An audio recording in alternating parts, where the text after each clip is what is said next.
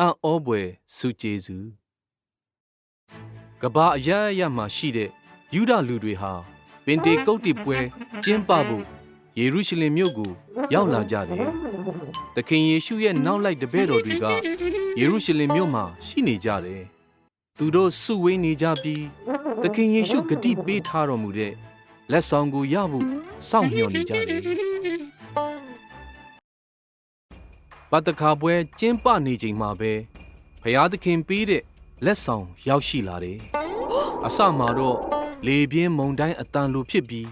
သူတို့စောင့်နေကြတဲ့အခန်းထဲမှာပြည့်သွားတယ်။ပြီးတော့မီးနဲ့တူတဲ့အရာတစ်ခုကသူတို့အရောက်တိုင်းရဲ့ခေါင်းပေါ်မှာကျလာတယ်။နောက်တော့အခန်းထဲမှာရှိတဲ့လူတွေအားလုံးက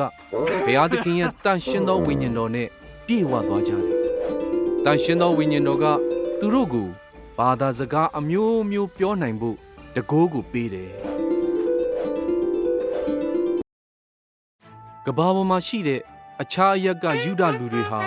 ဒီသူတွေရဲ့အကြောင်းကိုကြားတော့သိတ်အံ့ဩသွားကြတယ်။သူတို့တွေကဒီလူတွေဟာငါတို့ဘာသာစကားကိုပြောနေကြပါလား။ပြီးတော့ဖျားသခင်လှုပ်တဲ့အံ့ဩစရာတွေကိုပြောနေကြတယ်ဆိုပြီး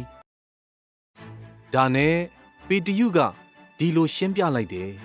။ဒါဟာဖျားသခင်ပေးတဲ့လက်ဆောင်ဖြစ်တယ်။ဟိုးရင်ကလေးကလက်ဆောင်ကိုပေးမယ်လို့ဖျားသခင်ဂတိပေးထားတယ်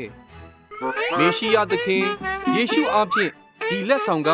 ငါတို့စီရောက်လာတာဖြစ်တယ်။သင်တို့ကသခင်ယေရှုကိုကားတိုင်ပေါ်တင်ပြီးတတ်ခဲ့ပေမဲ့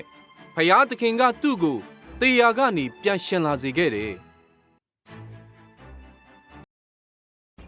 ပေတရုပြောတာကိုကြားတဲ့အခါလူတွေကဝမ်းနည်းပြီးဒါဆိုကျမတို့ဘာလို့ရပါမလဲလို့ပေတရုကိုမေးမြန်းကြတယ်။ပေတရုကအပြစ်မလုပ်ကြပါနဲ့တော့သခင်ယေရှုကိုယုံကြည်ကြပါသူကခမည်းတော်အပြစ်တွေကိုလွတ်ပြီးသူ့ရဲ့တန်ရှင်းသောဝိညာဉ်တော်ကိုပေးလိမ့်မယ်လို့သူတို့ကိုပြောတယ်။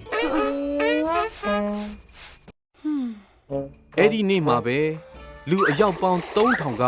နှစ်ချင်းခံယူကြတယ်။သူတို့တွေဟာသခင်ယေရှုကိုကယ်တင်ပိုင်ရှင်အဖြစ်ယုံကြည်လက်ခံတဲ့သူတွေအများကြီးတဲကပထမဆုံးယုံကြည်လက်ခံတဲ့သူတွေဖြစ်တယ်။